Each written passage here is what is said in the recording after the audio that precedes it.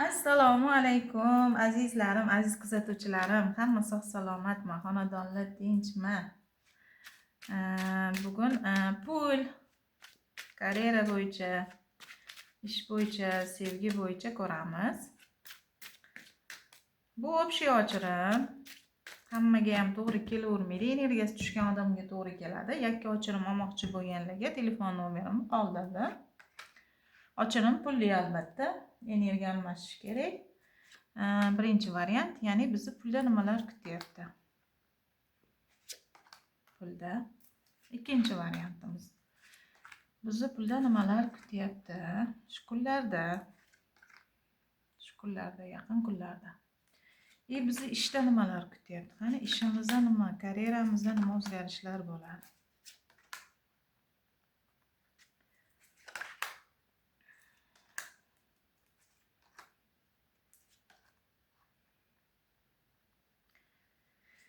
Sevgida, munosabatda bizni nimalar kutyapti? Shu kunlarda deb ko'rib olamiz.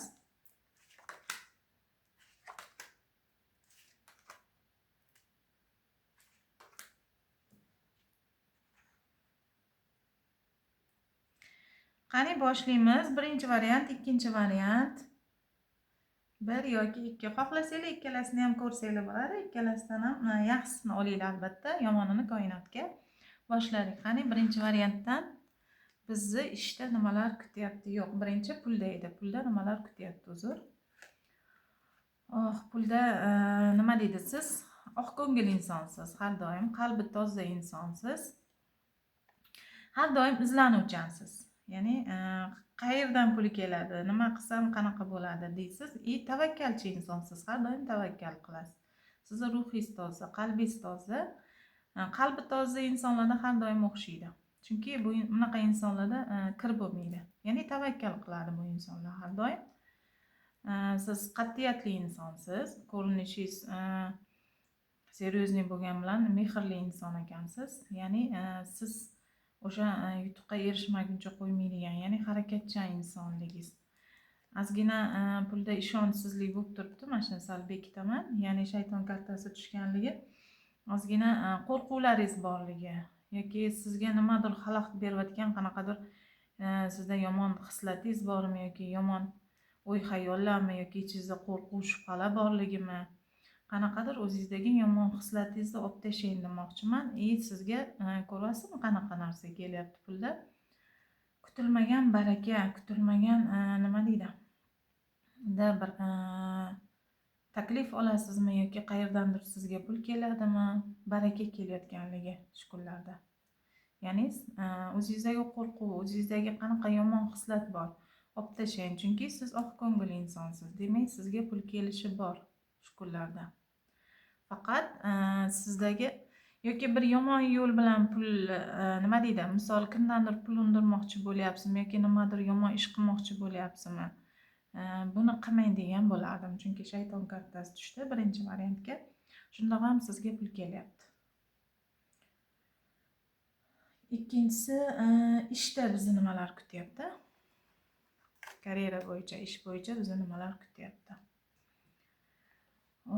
Siz ajoyib kartalar tushdi, qarang. Siz izlanuvchan insonsiz. Har doim izlanasiz. Qayerda nima qilishni biladigan insonsiz. Ya'ni to'xtamaydigan, har doim izlanadigan shaxssiz. To'xtab qolish yo'q sizda. Sizni har doim yaratgan egam qo'llaydi, ko'ryapsizmi? Sabrli insonligingiz bu yerda. Har doim o'zingizni ustingizda ishlab, sabr qilishni bila oladigan insonsizlar. Adolatni o'ylayapsizlar. Ya'ni kim bilandir bahslashyapsizlar.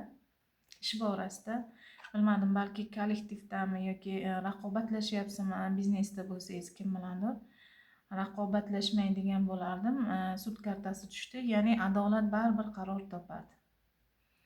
Baribir sizga nohaqlik qilgan insonlar jazosini oladi demoqchi. Karyera bo'yicha sizni har doim qo'llab turadi. Mana ko'rdingizmi, yoki ajdodlar ruhi yoki bo'lmasa yaratgan egam, farishtalar tarafdan siz har doim qo'llanasiz. Chunki siz to'xtamaydigan shaxssiz. Bahslashmang. Bahslash sizga yarashmaydi. Qo'yib qo'ying, o'zi adolat qaror topadi. Ajoyib kartalar tushdi. Endi sevgida qani? Sevgida bizni nimalar kutyapti? Oh, ajoyib sevgida siz shu kunlarda shunaqa nima deydi? Yulduzday porlayapsiz. Shunaqa ko'zga yaqin inson bo'lyapsiz. Hammaga sevikli bo'lyapsiz. Ajoyib kartalar bu. Siz yulduz bo'lyapsiz va porlayapsiz shu kunlarda. O'zingiz ustingizda ishlayapsiz. Har doim o'zingiz ustingizda ishlashga harakat qilasiz. Ya'ni sevgida nima deydi? Har doim o'zingizdagi kamchiligi yoki u insoningiz to'g'risidagi kamchiligi har doim o'ylaysiz. Har doim analiz qilasiz siz. Ya'ni xatolaringizni nimadaligini qidirishga, topishga harakat qiladigan insonsiz. Mas'uliyatni ko'p bo'yningizga olmang sevgida. Mas'uliyatni ko'p olayotganingiz, ya'ni energiya ko'proq siz tarafdan ketayotganligini bildiradi. Ko'proq siz tarafdan energiya ketyapti shu kunlarda. Ya'ni energiya bir xil ketish kerak, ya'ni teng bo'lish kerak. Sizda yangi boshlanish, ya'ni sevgida yangilanish, yangi etapga o'tish, yangi munosabat bo'lishi ham mumkin bu.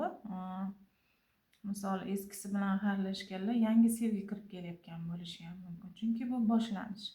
Yoki bo'lmasa urushib qolganlar bo'lsa, tortishib qolgan bo'lganlar bo'lsa, yangi etapga o'tishingiz, ya'ni yangidan boshlashingiz kutilyapti shu kunlarda. Faqat mas'uliyatni o'z bo'yningizga olmang. Ya'ni bu insonga bering degan.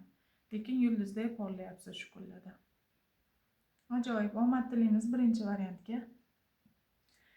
Ikkinchi variantda pulda nimalar kutyapti?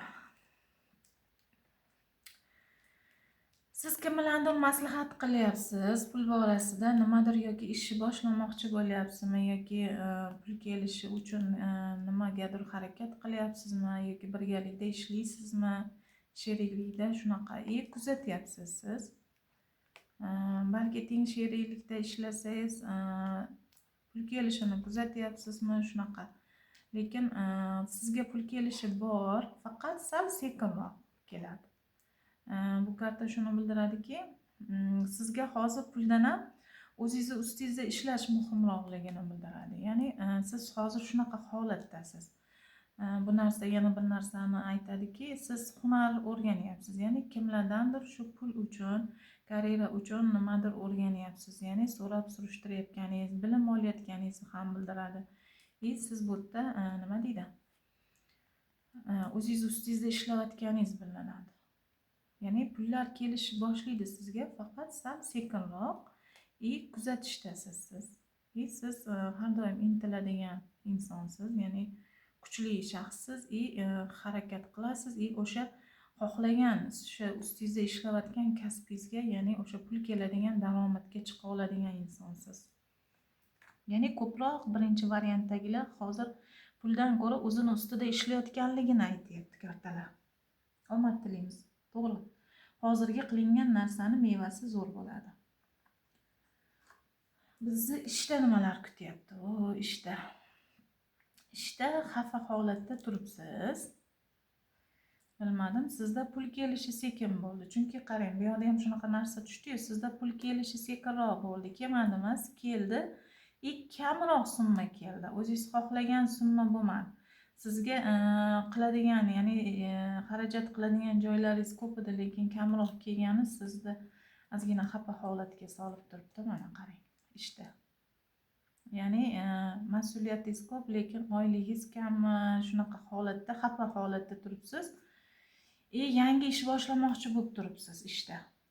Hozirgi ishingizda, demak, sizda daromad o'zingiz xohlaganda emas. Shundan ko'p xafa bo'lyapsiz. Bu yerda shu narsa chiqdiki, yangi boshlanish sizda. Yangi ish boshlanish. Ya'ni siz uddalay oladigan shaxssiz, bemalol boshlashingiz mumkin. Siz shunaqa nima deydi, taxtda o'tirgan bu inson shuni bildiradiki, siz uddalay olasiz. Qila olasiz. Ozgina qo'rquvlaringiz bo'lishi mumkin yangi ishda. Yo'q, mana qarang, sizga pullar kelyapti. Boshlamoqchi bo'lgan ishingizda sizga yaxshi pul kelyapti. O'zingiz xohlagan summa kirib kelyapti. Yaxshi daromadga erishasiz. Omad tilayman. Sevgida 3-variantda nimalar kutyapti? Ajoyib. Sevgida siz shunaqa insonsizki, xotirjamsiz, tinchsiz, xotirjamligidan hamma narsani hal qiladigan insonsiz. Shunaqa insonlar energiyasi tushdi ikkinchi variantga. Ajoyib. Nima deydi? Puldan ko'ra o'zini ustida ishlash muhimligi, bu yoqda ham o'ta sabrliligi, kam summa bo'lsa ham sabr bilan ishlayotganligi, sevgida ham shunaqa insonlar tushdiki, o'ta og'ir, bosiq, tinchlikda, janjalsiz hal qiladigan insonlar bular. Sabrli insonligini bildiradi ikkinchi variantdagilari. Sizda to'xtash bo'lgan munosabatda, sevgida. Bilmadim, yo urushgansiz, yo aralashgansiz, yo munosabatda hozirgi holatda to'xtash bo'lib turibdi, lekin siz o'ta sabrli insonligingizni aytyapsiz, sabr qilayotganligingizni. Sizda yangi boshlanish, qulashdan keyingi boshlanish, ya'ni siz yoki boshlaysiz yangi munosabatni, yoki qulashdan keyin, qulash yomon narsani bildirmaydi aslida. Bu qulash nimani bildiradi? Yangi etapga o'tish, ya'ni munosabatda keyingi bosqichga o'tish, biri tugab ikkinchisiga o'tishni bildiradi bu karta. Mana boshlanish, ko'ryapsizmi? Bu tugab ikkinchisi boshlanyapti. Ya'ni ikkinchi yangi inson kirib kelayotgan bo'lishi ham mumkin. O'sha insoningiz bilan yangidan boshlayotgan bo'lishingiz ham mumkin. Mana g'alabani nishonlayapsiz. Ajoyib karta tushdi. Ya'ni qaysi ikki holatda ham siz yutyapsiz. Ya'ni yangi munosabatda ham, eskisida ham yangi boshlanish bo'lyapti. G'alabani qo'lga kirityapsiz. Omad tilayman. Ajoyib kartalar tushdi. Har ikkala variantga ham albatta omad tilayman.